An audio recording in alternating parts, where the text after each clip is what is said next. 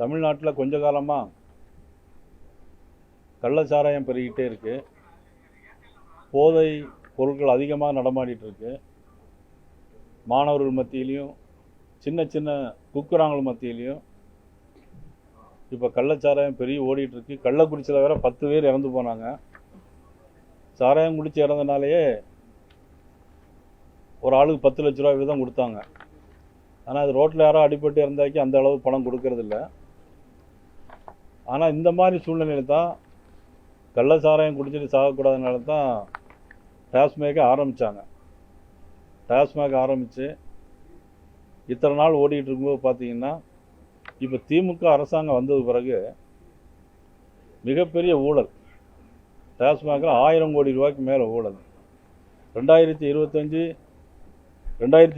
வருஷத்தில் 6ஆம் தேதி விஜிலன்ஸ் ரைடு பண்ணாங்க.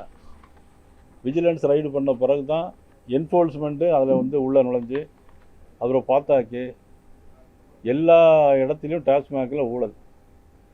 டாஸ்மாக் மேனேஜரை நியமிக்கிறதுல அதில் ஒரு தனியாக ஒரு ஊழல். டாஸ்மாக்லேருந்து அந்த டாஸ்மாக் சரக்கு எடுத்துகிட்டு போகிறதுலேருந்து அந்த டெண்டர் விடுறதுலேருந்து அதில் ஒரு ஊழல்.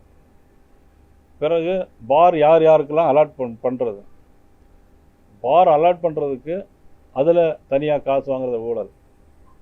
இப்படியா டாஸ்மாக் வந்து ஒரு வகையில் மக்கள் நல்ல சாராயம் குடிக்கட்டும் அப்படின்னு பண்ணால் கூட ஒரு வகையில் தமிழ்நாடு அரசாங்கத்துக்கு வருமானம் வருது அப்படின்னு நினைக்கக்கூடிய ஒரு சூழ்நிலையிலும், ஆனால் இது மிகப்பெரிய ஒரு ஊழல் யாருக்கு அப்படின்னா அது திமுகவினருக்கு தேர்தல் செலவுக்கு பணம் சேர்க்குற அளவுக்கு 1000 கோடி ரூபாய்க்கு மேலே ஊழல் நடக்கிறது. இன்றைக்கி என்ஃபோர்ஸ்மெண்ட் இன்றைக்கி வந்து கண்டுபிடிச்சு இன்றைக்கி எஃப்ஐஆர் போடப்பட்டிருக்குன்னா இந்த ஊழல் இன்றைக்கி அதனுடைய பின்னணியில் யாரெல்லாம் இருக்கிறாங்கன்னாக்கி இன்றைக்கி பிரித்தீஷ் அப்படிங்கிறவர் இருக்கார். பிரித்தீஷ் யாருன்னாக்கி அவர் துணை முதலமைச்சருக்கு மிக வேண்டிய ஆள். ஆனால் இன்றைக்கி பிடிக்க போனால் இன்றைக்கி அவரே இல்லை. அது அரசாங்கமே, தமிழக அரசாங்கமே அவரை லண்டனுக்கு அனுப்பிட்டதாக சொல்கிறாங்க. இதில் ரித்தீஷுடைய பின்னணியில் இன்னும் நிறைய பேர் இருக்கிறதாக வேற சொல்கிறாங்க. டாஸ்மாக் எம்டியை இன்றைக்கி இதெல்லாம் பண்ணி விசாரித்து வீடெல்லாம் பல இடங்களில் சோதனை பண்ணி இன்றைக்கி மிகப்பெரிய ஒரு ஊழலாக இன்றைக்கி தமிழ்நாடு அரசாங்கத்தினுடைய எப்படி டெல்லியில் இருக்கிற அரவிந்த் கெஜ்ரிவால் மாதிரி மிகப்பெரிய ஊழலில் இன்றைக்கி தமிழ்நாடு அரசாங்கம் இன்றைக்கி மாட்டியிருக்கு.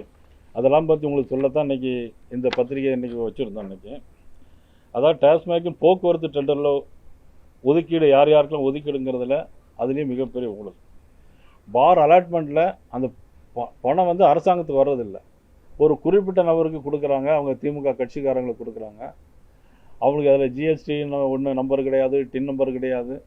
பணம் ஏற்கனவே அமைச்சருக்கு நேரடியாக வருது மாதிரி பண்ணுறாங்க. அதுலேயும் ஊழல். அதுக்கு பிறகு பார்த்தீங்கன்னாக்கி ஒரு பாட்டிலில் 50 ரூபாய்க்கும் வர அதிகமாக விற்கிறாங்க. அதே ராத்திரி அப்படின்னாக்கி ஒரு பாட்டிலுக்கு 100 ரூபா 200 வர, ஏன்னா கடையெல்லாம் மூடிட்டு போயிடுவாங்கல்ல. அதனால் ராத்திரி நேரங்களில் பார்த்தீங்கன்னா 100 ரூபா 200 ரூபா வர இன்றைக்கி டாஸ்மாகில் கூடுதலாக வச்சு அந்த பணம் தனியாக வருது. ஆக இன்றைக்கி டாஸ்மாக்ங்கிறது திமுகவினருக்கு திமுக தேர்தலுக்கு பயன்படுத்தக்கூடிய மிகப்பெரிய ஒரு கொள்ளையாக இன்றைக்கி நடந்திருக்கு. அதை பற்றி சொல்லத்தான் இன்றைக்கி உங்களெல்லாம் கூப்பிட்ருக்கேன். அதனால எந்த அளவுக்கு நீங்கள் வந்து ஊடகங்கள் மீடியா வந்து நீங்கள் வந்து இதை வந்து எந்த அளவுக்கு நீங்கள் சொல்கிறீங்க அப்படிங்கிறதான் எங்களுக்கு தெரியல. மக்களுக்கு கொண்டு செல்ல வேணும். இதை உங்கள்கிட்ட சொல்கிறது எங்களுடைய கடமை. அதனால தான் இன்றைக்கி உங்களெல்லாம் அழைச்சி இங்கே பேசக்கூடிய ஒரு வாய்ப்பு இன்றைக்கி வந்திருக்கிறது. உடனடியாக மத்திய அரசாங்கம் இதில் தலையிட்டு நடவடிக்கை எடுக்க வேண்டும் என்பது தான் எங்களுடைய தமிழக பாரதிய ஜனதா கட்சியினுடைய எங்களுடைய கோரிக்கையாக இருக்கிறது. உங்களுடைய கேள்வி என்ன?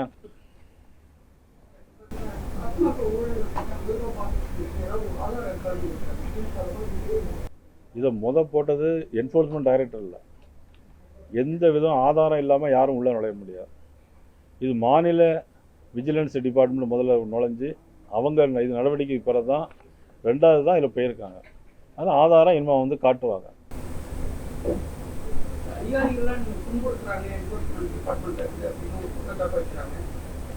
எந்த அதிகாரிகளையும் யாரும் துன்புறுத்த முடியாது. என்ன காரணம் என்ன நடந்தது அதிகாரிகள் அப்படின்னாச்சுன்னா இந்த அதிகாரிகள்லாம் அரசாங்கத்துக்கு உடந்தையாக இருந்து அவங்களுக்கு பணம் சம்பாத்தியம் பண்ணி கொடுக்கக்கூடிய ஒரு ஏஜெண்ட் மாதிரி இருந்திருக்காங்க. அதை விசாரிக்கிறதுக்கு செய்வாங்க. அவ்வளோதான்.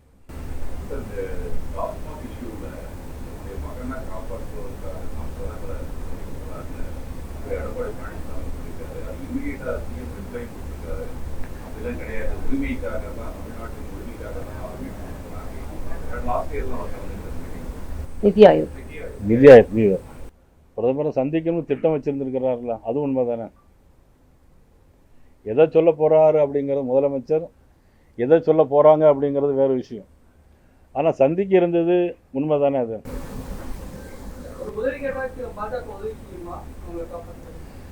தமிழ்நாடு மக்களுடைய நலன் கருதி தமிழக முதலமைச்சர் மதிப்புக்குரிய ஸ்டாலின் அவர்கள் என்ன உதவி கேட்டாலும் மத்திய அரசாங்கம் அதுக்கு உதவி செய்யும்.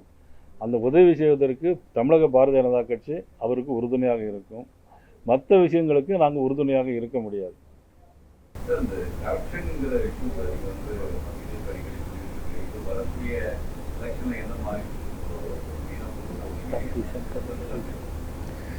இன்னைக்கு தேர்தலை பொறுத்த மட்டும் இன்னும் 1 வருஷம் இருக்கு. அதான் என்னன்னா, இப்போ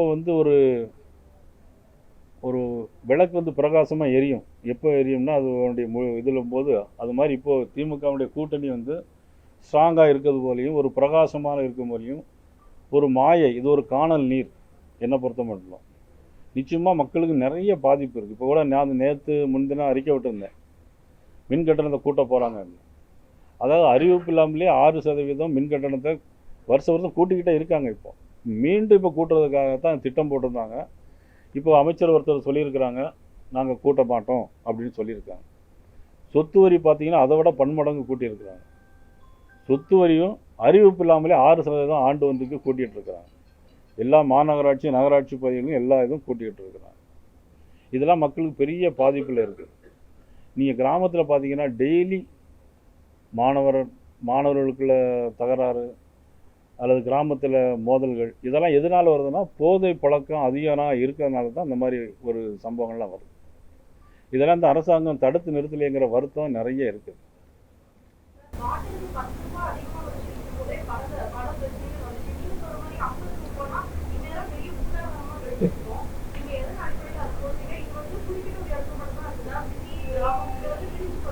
இது எல்லா கடைகளுமே ராத்திரி 10 மணிக்கு மேலே கடையை பூட்டிடுறாங்க.